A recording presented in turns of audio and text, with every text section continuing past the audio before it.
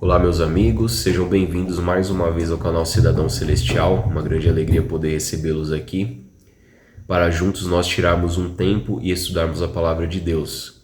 No vídeo de hoje, nós vamos estudar a terceira e última parte da nossa série de estudos que estamos fazendo aqui no canal sobre o sábado na Bíblia. Então essa série ela foi dividida em 3 partes. A primeira parte nós estudamos sobre o sábado no Antigo Testamento, a segunda parte sobre o sábado do Novo Testamento, e agora nós vamos estudar sobre o sábado no tempo do fim. Eu fiz um vídeo também, digamos assim, extra, respondendo alguns questionamentos com relação a alguns textos difíceis no Novo Testamento, que aparentemente falam que o sábado foi abolido e que o domingo agora é o dia de guarda dos cristãos e não mais o sábado. Tá? Então esse vídeo também está disponível numa playlist que foi criada aqui no canal com esse título mesmo, Sábado na Bíblia. Então no vídeo de hoje nós vamos estudar sobre o sábado no tempo do fim. Será que realmente faz sentido nos dias de hoje ainda guardar o dia de sábado? Em pleno ano 2025, século 21, ainda tem gente que guarda o sábado. E a gente vai estudar um pouquinho sobre isso, vamos estudar sobre o selo de Deus e a marca da besta. E vamos entender também, de forma breve, como que ocorreu essa mudança do dia de guarda, né, do sábado para o domingo. Porque hoje a grande maioria dos cristãos, tanto católicos quanto protestantes, guardam o dia de domingo. E antes de nós irmos propriamente para o estudo, eu quero mais uma vez indicar alguns materiais para você que tem interesse em se aprofundar nesse assunto. O primeiro é esse livro aqui, O Sábado na Bíblia. Foi escrito pelo teólogo Alberto Tim. É um livro muito bom para você que quer se aprofundar nesse estudo na Palavra de Deus. E tem esse outro livro também, Do Sábado para o Domingo. A mudança, né, que ocorreu no dia de guarda e as razões para isso. Esses dois materiais, tanto esse livro aqui do Alberto Tim, O Sábado na Bíblia, e Do Sábado para o Domingo, você pode encontrá-los no site da Casa Publicadora Brasileira. Eu vou deixar o link na descrição caso você tenha interesse em se aprofundar mais nesse assunto, ok? Então, Bíblia na mão, né? Sempre, se possível, você acompanhar esse texto, assistir esse vídeo lendo os textos na sua Bíblia, dependente da versão que você tenha, ou se não for possível, eu vou mais uma vez projetar aqui os textos na tela para que a gente possa acompanhar juntos, ok? Então, o primeiro texto que eu quero ler nesse estudo, nesse último estudo aqui nessa série que nós estamos fazendo, né, estudando o sábado na Bíblia, está em Apocalipse no capítulo 12 e o verso 17. Se você puder acompanhar a leitura comigo, está escrito o seguinte: o dragão ficou irado com a mulher e foi travar guerra com o restante da descendência dela, ou seja, os que guardam os mandamentos de Deus e têm o testemunho de Jesus. Então, esse primeiro texto está nos mostrando que no tempo do fim, o Apocalipse é um livro, né, de profecias voltadas mais para o tempo do fim. É um livro que abarca o período desde os dias do apóstolo João, que foi quem escreveu o livro, até a volta de Jesus e até os nossos dias. Então ali está dizendo que o povo de Deus, né, a mulher nós entendemos como sendo a igreja verdadeira, e o dragão ele está irado com a igreja, ou com o restante da descendência, né, da mulher, que é a igreja. E quem é esse povo? São os que guardam os mandamentos de Deus e têm o testemunho de Jesus. Ou seja, o povo de Deus no tempo do fim, ele permaneceria guardando os mandamentos. Deus ele sempre teve um povo em todas as eras que foi fiel e obediente aos seus mandamentos, incluindo, lógico, o 4º mandamento, que é o mandamento do sábado. Então, essas pessoas elas estariam perseverando em guardar os mandamentos. Nós vamos ler um outro texto agora em Apocalipse capítulo 14, verso 12, que mais uma vez aqui está mostrando que o povo de Deus guarda os seus mandamentos no tempo do fim. Está escrito o seguinte: aqui está a perseverança dos santos, os que guardam os mandamentos de Deus e a fé em Jesus. Então a característica do povo de Deus no tempo do fim seriam duas, né? A guarda dos mandamentos de Deus e a fé em Jesus, ou o testemunho de Jesus. O testemunho de Jesus, em Apocalipse 19, verso 10, vai dizer que é o espírito de profecia. Tá? A gente pode até estudar isso no outro vídeo, mas são essas duas características, a guarda dos mandamentos, incluindo o quarto mandamento. Agora é interessante que no livro do Apocalipse fazem algumas menções, ainda que indiretas, né? Se bem que para mim é bastante direta, depois que eu passei a estudar a Bíblia, e em especial o livro do Apocalipse de uma forma mais detida, eu vejo que ali existe uma menção ao quarto mandamento. Nós vamos ler esses dois textos que eu separei aqui. O primeiro deles está em Apocalipse capítulo 10, verso 6. Tá? São as menções do sábado no Apocalipse. E ali do lado eu coloquei, em termos comparativos, um mandamento conforme está em Êxodo no capítulo 20, verso 11, né? Que é o mandamento do sábado. Então olha só que interessante quando você vê o paralelo. Em Apocalipse 10, verso 6 está escrito o seguinte: e jurou por aquele que vive para todo sempre, o mesmo que criou o céu, a terra, o mar e tudo que neles há, dizendo já não haverá demora. Quando você pega essa fraseologia e você compara com o mandamento lá em Êxodo, no capítulo 20, o verso 11, está escrito: porque em 6 dias fez o Senhor os céus, a terra, o mar e tudo que neles há. E ao 7º dia descansou. Por isso o Senhor abençoou o dia de sábado e o santificou. Veja que é a mesma frase praticamente, né? Em Apocalipse 10, 6, o mesmo que fez o céu, a terra, o mar e tudo que neles há. Em Êxodo 20, 11, fez os céus, a terra, o mar e tudo que neles há. Um outro texto, Apocalipse agora 14, capítulo 14, verso 7, é mais uma menção do mandamento do sábado no Apocalipse. Então ali está dizendo, né, no contexto das 3 mensagens angélicas, a primeira mensagem angélica diz assim, no verso 7, temam a Deus e deem glória, pois é chegada a hora em que ele vai julgar, e adorem aquele que fez o céu, a terra, o mar e as fontes das águas. Mais uma vez ali quando você compara, o texto de Êxodo capítulo 20, verso 11 é muito parecido. A frase, né? Fez o Senhor os céus, a terra, o mar e tudo que neles há. Então aqui você veja que existe uma menção no livro do Apocalipse para com o mandamento do sábado.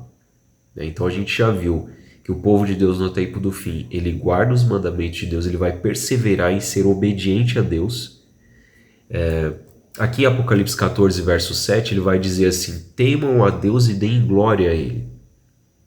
Quando a gente entende esse termo temam a Deus, lá em Eclesiastes, no capítulo 12, o verso 13, eu acabei nem colocando esse texto aqui, mas é interessante a gente ler. Se você tiver com a sua Bíblia e puder ler, Apocalipse 14, verso 13, vai dizer assim, de tudo que se ouviu, a conclusão é esta, tema a Deus e guarde os seus mandamentos, porque esse é o dever de cada pessoa. Então, o temor a Deus, conforme esse texto, está nos dizendo que é a guarda dos mandamentos, é a obediência aos mandamentos de Deus, incluindo o quarto mandamento, que é o mandamento do sábado.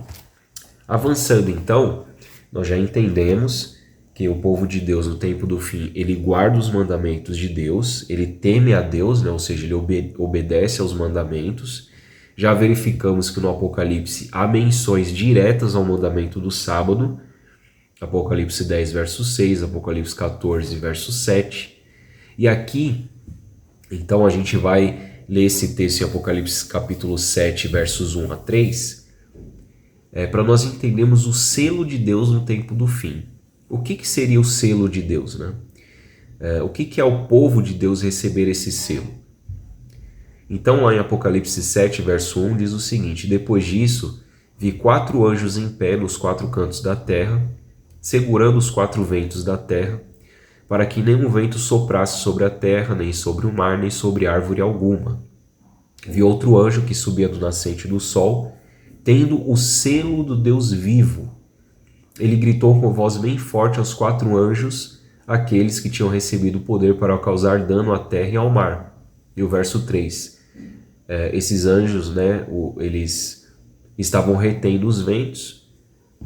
E aí vem a ordem, né? Não danifiquem a terra, nem o mar, nem as árvores, até que marquemos com um selo a testa dos servos do nosso Deus. Então aqui esse texto em Apocalipse 7, versos 1 a 3, mostra que existe um processo de selamento da parte de Deus e dos anjos para com aqueles que são fiéis a Deus. E esses selos, então, eles são colocados sobre essas pessoas. Agora, o que seria esse selo? Na Bíblia, nos tempos antigos, os selos, eles tinham 3 características. E aí eu até coloquei aqui como um comparativo com os nossos dias, né, com os tempos de hoje, as características de um selo. E ali do lado direito você tem o selo do presidente dos Estados Unidos. Todos os documentos que o presidente assina geralmente contém esse selo, que é para dar autenticidade àquele documento. Então o selo ele tem 3 características, olha lá. A primeira é o nome, a segunda o cargo e o terceiro o território. Então vamos imaginar que o presidente dos Estados Unidos ele promulgou uma lei ou assinou um decreto e ali ele assina, ele coloca o seu nome, lá vai conter o nome dele, vai conter o cargo, presidente, e o território, né? Estados Unidos da América. Ali esse selo contém ali presidente of the United States, né? O selo do presidente dos Estados Unidos. E nos tempos bíblicos não era diferente. As características de um selo também continham esses 3 elementos, nome, cargo e território. Quando a gente lê o livro de Isaías, no capítulo 8, verso 16, está escrito o seguinte: guarde bem o testemunho e cele a lei entre os meus discípulos. Ou seja, a lei de Deus, ela estaria o selo de Deus, melhor dizendo, está contido na sua lei. Quando a gente vai para os mandamentos, os 10 mandamentos que está lá em Êxodo, no capítulo 20, você pode observar que todos os 10 mandamentos, o único que vai conter essas 3 características, o nome, o cargo e o território, é o 4º mandamento. Quando a gente vai para Êxodo capítulo 20, versos 8 a 11, vamos ler aqui, está escrito o seguinte, né? Olha só, o sábado contém as características do selo. Então vamos ler, lembre-se do dia de sábado para o santificar. Em 6 dias você trabalhará e fará toda a tua obra. Mas o 7º dia é o sábado dedicado ao Senhor, seu Deus. Então aqui já aparece o nome.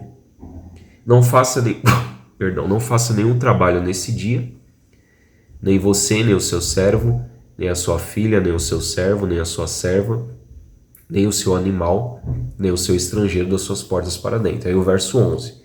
Porque em 6 dias o Senhor fez, aqui já está aparecendo a função, ele é o Criador, os céus, a terra, o mar e tudo que neles há. Aqui aparece o território, que é a terra. E ao 7º dia descansou, por isso o Senhor abençoou o dia de sábado e o santificou. Então aqui a gente tem no mandamento do sábado contido os 3 elementos do selo, que é o nome, o Senhor seu Deus, a função, né? Ele fez, ele é criador, e o território, que é a terra. Então, ainda ali no Antigo Testamento, a gente confirma essas características de o sábado ser o selo de Deus em Ezequiel no capítulo 20, nos versos 12 e 20. Vamos ler? Está escrito o seguinte, no verso 12. Também lhes dei os meus sábados para servirem de sinal entre mim e eles, para que soubessem que eu sou o Senhor que os santifica. E o verso 20. Santifiquem os meus sábados, pois servirão de sinal entre mim e vocês, para que saibam que eu sou o Senhor, seu Deus. Então, lá em Isaías capítulo 8, 16, está dizendo, né? guarde bem o testemunho e cele a lei entre os meus discípulos. Então o selo está na lei. O selo tem essas 3 características: o nome, carga e o território. A gente viu que o sábado contém essas 3 características. E aqui em Ezequiel 20, 12 e 20 está nos dizendo que o sábado é sinal, ou seja, selo e sinal é a mesma coisa. O sábado serve de sinal entre Deus e o seu povo. Aí aqui eu até coloquei um texto no Novo Testamento, em Efésios, no capítulo 1, verso 13, que diz o seguinte: nele também vocês, depois de ouvirem a palavra da verdade, o evangelho da salvação, tendo nele também crido, receberam o selo do Espírito Santo da promessa. Por que eu coloquei esse texto aqui? Porque algumas pessoas, aqueles que são contra a guarda do sábado e que argumentam de que o sábado foi abolido e que o sábado não é o selo de Deus, eles dizem que esse texto mostra que o Espírito Santo é o selo de Deus. Mas se você ler o texto com atenção, não está dizendo isso. Está dizendo que aqueles que ouvem a palavra da verdade, o evangelho da salvação, tendo crido em Jesus, né, receberam o selo do Espírito Santo. O selo do Espírito Santo da promessa. Então aqui está dizendo que as pessoas que pela fé creem em Jesus recebem o selo do Espírito Santo. O que é o selo? Nós já verificamos que o selo é o sábado, não é o Espírito Santo, né? O Espírito Santo é aquele que impressiona a nossa mente para que nós possamos, uma vez aceitando Jesus como nosso Salvador, possamos ser obedientes à sua lei. É assim que funciona. E se você prestar atenção, voltando um pouquinho lá no capítulo de Apocalipse, capítulo 7, versos 1 a 3, nós vamos ver que o selo de Deus ele é dado em um determinado momento, né? Então esse processo de selamento ele está acontecendo. Você vê que no verso 1 vai dizer que os anjos eles estão retendo os 4 ventos da terra. Então nós entendemos que esse processo ele ocorre no tempo do fim, né? Ele não ocorreu ainda. Ele está ocorrendo no tempo do fim. Se nós entendemos que o Espírito Santo é o selo de Deus, então a gente só recebe o Espírito Santo no tempo do fim, né? Isso não faz nenhum sentido. Então nós não acreditamos que esse texto vai mostrar que o selo é o Espírito Santo. Mas o texto está dizendo que aqueles que ouviram a palavra da verdade, o evangelho da salvação, receberam o selo do Espírito Santo, que é justamente a lei de Deus, o 4º mandamento. Agora, entendendo isso, já fica até fácil, né? Sabendo que o selo de Deus, o sinal de Deus, é o sábado e é a sua lei, fica até mais fácil de nós entendermos o que significa a marca da besta. Olha só, quando a gente lê Apocalipse 13, versos 16 e 17, vai falar a respeito da marca da besta. Então vamos ler esses textos, diz o seguinte: a todos, os pequenos e os grandes, os ricos e os pobres, os livres e os escravos, faz com que seja dada certa marca na mão direita ou na testa, para que ninguém possa comprar ou vender, senão aquele que tem a marca, o nome da besta ou o número do seu nome. Então aqui, a marca da besta, ela é colocada sobre a mão direita ou na testa, ou numa coisa ou outra, né? E para que ninguém, e todos aqueles que não receberam a marca da besta, não vão poder comprar nem vender, né? Só vão poder fazer isso aqueles que têm a marca da besta. Muitas pessoas na internet você vai ver um monte de teoria de pessoas dizendo que a marca da besta, o sinal da besta, né, é um chip. Já teve gente dizendo que a marca da besta é a vacina do coronavírus. Vai mudando a tecnologia ou as tendências e as pessoas vão mudando o que poderia ser essa marca da besta. Mas agora nós já entendemos lá em Apocalipse no capítulo 7, nos versos 1 a 3, em todos os outros textos que nós lemos, Ezequiel 20, 12 e 20, que o selo de Deus é o sábado. Então a marca da besta só pode ser algo contrário a isso. Né? Então, relembrando Isaías 8,16, dizendo que o selo está na lei, então a marca da besta é algo contrário a isso. Eu até coloquei o texto aqui de Deuteronômio capítulo 6, verso 8, que lança luz a esse de Apocalipse 13, 16 e 17. Está escrito o seguinte: também deve amarrá-las como sinal na sua mão, e elas lhe serão por frontal entre os olhos.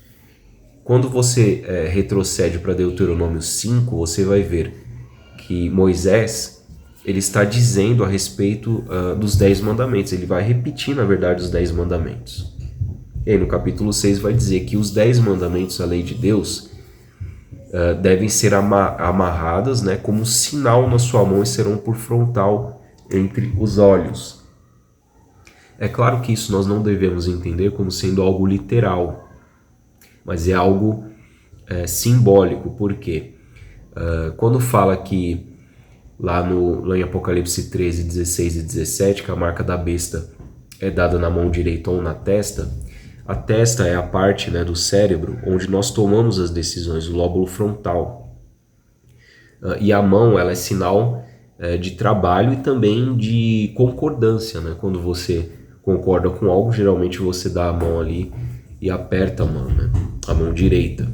Então é nesse sentido. A lei de Deus, ela deve ser guardada na mente, né? Deve ser guardada na mente e no coração, que é onde nós tomamos as decisões. Isso deve ser algo também tomado de forma racional, né? Por isso que o selo de Deus, lá em Apocalipse no capítulo 7, vai dizer no verso 3, que o selo de Deus deve ser marcado sobre a testa dos servos de Deus. Então não é algo visível, literalmente falando, mas é algo simbólico, onde as pessoas elas guardam a lei de Deus. E o Espírito Santo promete escrever a lei de Deus na nossa mente e no nosso coração. Então é nesse sentido. Então, entendendo que o selo de Deus é o mandamento do sábado, nós só podemos entender que a marca da besta é um dia que está em oposição ao sábado. E que dia seria esse? Obviamente que é o dia de domingo. Porque não existe outro dia em que os cristãos hoje observam em contrariedade àquilo que está claramente descrito na Bíblia, que não seja o dia de domingo.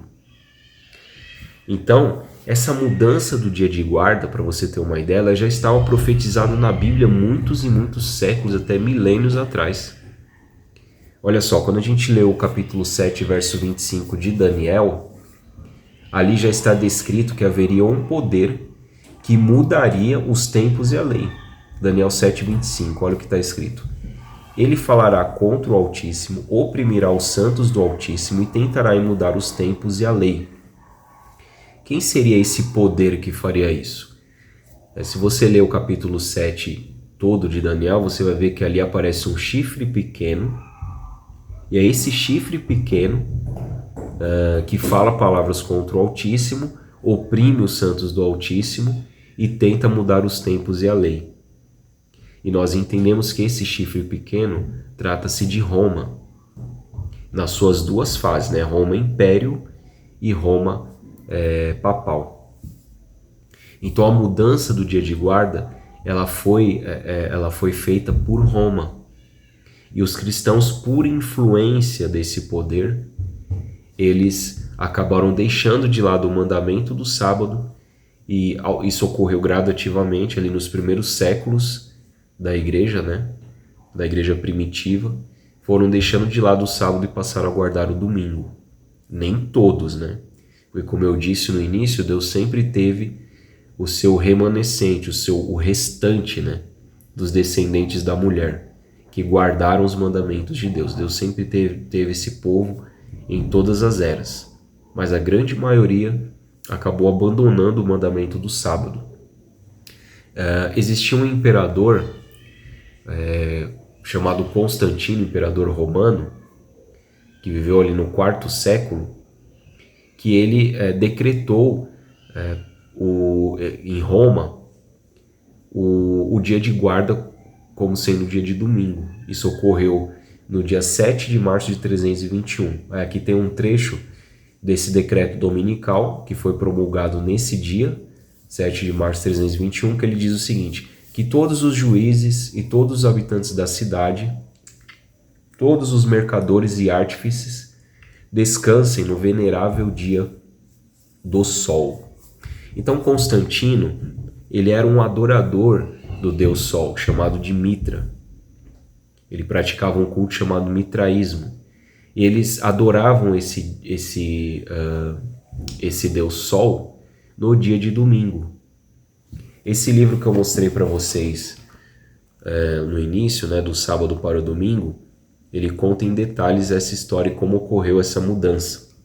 Então Constantino, no ano 313, ele se converte ao cristianismo. Ele era pagão, adorador ali dos deuses romanos, greco-romanos, né? E ele se converte ao cristianismo, porém foi uma conversão meramente política. Ele não se converteu de coração. Ele se converteu porque ele queria unificar o império. Os cristãos estavam crescendo, né, durante todo o território romano. E ali, por conveniência, ele acabou então se convertendo ao cristianismo, porém ele não deixou de adorar os seus deuses pagãos, entre eles esse deus Mitra. E ali então ele passa a ordenar que as pessoas guardem o dia de domingo, e ele vai dizer que Cristo é o sol da justiça, né? E ali os cristãos então, por influência desse imperador pagão, eles passam a guardar também o dia de domingo.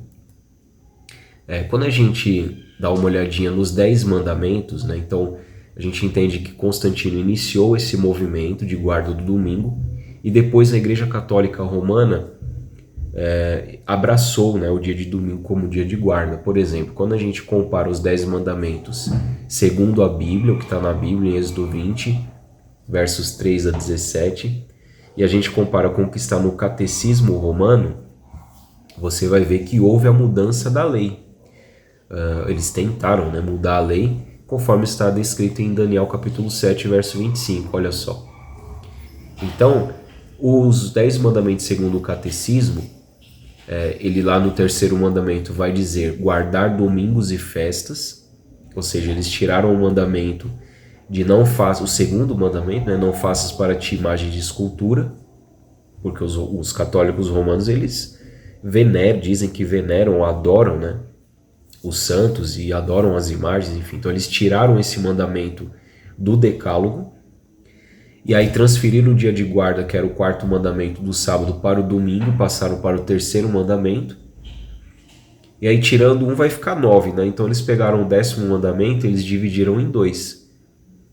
Nos 10 mandamentos segundo a Bíblia, você tem no 10º mandamento: não cobiçarás a casa do teu próximo, nem a mulher do teu próximo. E nos 10 mandamentos segundo o Catecismo, eles dividiram em 2. Então o 9º mandamento passa a ser não desejar a mulher do próximo, e o 10º, não cobiçar as coisas alheias. Mas é a mesma coisa. Então você veja que claramente há a mudança da lei, ou eles tentaram mudar a lei, né? Esse poder, que é o poder católico romano, começou lá no Império, depois se perpetuou pelo poder católico romano. E a própria Igreja Católica, eles assumem que realmente mudaram o dia de guarda. Por exemplo, esse livro aqui, que é A Fé dos Nossos Pais, foi escrito por um cardeal romano chamado James Gibbon. É um importante estudioso católico ali. Na página 89 ele vai dizer: você pode ler a Bíblia do Gênesis ao Apocalipse e não encontrará uma única linha que autorize a santificação do domingo. As Escrituras ordenam a observância religiosa do sábado, um dia que nós nunca santificamos. Aqui nós temos uma outra citação, Dr. José Emílio Salim, que foi um dos fundadores da PUC de Campinas, né, Pontífice Universidade Católica, outro estudioso católico. Ele diz o seguinte: se nos ativermos somente às Escrituras, o dia do Senhor que deve ser santificado é o sábado, tanto no Velho como no Novo Testamento. Então eles reconhecem que o dia do Senhor é o sábado. Ele vai dizer mais, em nenhum lugar da Bíblia consta que esse dia houvesse sido substituído pelo domingo. Se os protestantes se fiam só nas Escrituras, que santifiquem o sábado. Se quiserem celebrar o domingo é porque reconhece a autoridade da Igreja Católica Romana, que foi ela quem fez essa mudança. Então olha o que esse estudioso católico está dizendo. Que as pessoas que guardam o domingo estão na verdade reconhecendo a autoridade da Igreja Católica Romana. Então os protestantes que guardam o domingo e que defendem a guarda do domingo estão na verdade reconhecendo a autoridade de Roma e não seguindo as Escrituras. Porque aqui ele mesmo está dizendo, né, que se nós nos ativermos somente às Escrituras, qual é o dia que tem que ser guardado? É o dia de sábado. Não existe uma linha na Bíblia, de Gênesis ao Apocalipse, que vá ordenar a mudança do dia de guarda do sábado para o domingo. Isso não existe. Outra menção aqui de documentos oficiais da Igreja Romana diz o seguinte: a Igreja mudou a observância do sábado para o domingo. Então não foi Cristo, não foi por ocasião da ressurreição, não. Foi a Igreja Romana que mudou a observância do sábado para o domingo. Os protestantes que afirmam ser a Bíblia o seu único guia de fé não têm fundamento para a observância do domingo. Nessa questão, os adventistas do sétimo dia são os únicos protestantes coerentes. Isso aqui é um próprio documento católico da Igreja Católica Romana, que data de 14/8/1942, dizendo que os únicos protestantes coerentes são os adventistas do sétimo dia, porque observam o dia de sábado conforme está nas Escrituras. E aqui tem um outro documento também, que é tipo um jornalzinho, né? Sentinel, da Igreja Católica, que diz o seguinte: as pessoas que pensam que as Escrituras deveriam ser a única autoridade deveriam logicamente se tornar adventistas do sétimo dia e santificar o sábado. Que interessante, né? Os próprios católicos romanos, eles reconhecem que foram eles que fizeram a mudança do dia de guarda do sábado para o domingo, e eles dizem que os únicos protestantes coerentes, aqueles que têm a Bíblia, né, a Bíblia Sagrada como sua única regra de fé e prática, eles são os únicos protestantes coerentes porque eles guardam o dia de sábado conforme está explícito na palavra de Deus. Então, realmente não tem para onde correr, né? Quando a gente vai para a Bíblia, a gente vê que o dia do Senhor é o dia de sábado e que a lei de Deus ela deve ser guardada. Ainda nos nossos dias hoje, Deus sempre teve um povo que perseverou em guardar os seus mandamentos, incluindo o mandamento de sábado, que o mandamento de sábado está lá nos 10 mandamentos, e esse povo vai perseverar até o fim. Se caso eu estou falando para alguém hoje que pela primeira vez está se deparando com esse assunto, que talvez nunca tinha estudado assim de uma forma mais detida, eu quero ler para você aqui, para a gente finalizar, o texto de Hebreus capítulo 4 e o verso 7, que diz o seguinte: hoje, se ouvirem a sua voz, não endureçam o coração. Então, se você está ouvindo a voz do Espírito Santo, se você está ouvindo a voz de Deus dizendo, através da sua palavra, que o dia de sábado ele deve ser guardado em honra ao Criador, você deve fazer isso. Tome essa decisão. Caso não, continue estudando a palavra de Deus. Compare os textos, volte aqui a esse estudo, assista os outros vídeos que eu gravei sobre o sábado no Antigo e no Novo Testamento, para que assim você possa ser impressionado pela palavra de Deus, pelo seu Santo Espírito, e assim você possa tomar essa decisão de guardar o dia de sábado para a honra e glória do nosso Deus. Espero que com essa série eu tenha ajudado você a entender um pouco mais sobre esse assunto, o sábado na Bíblia.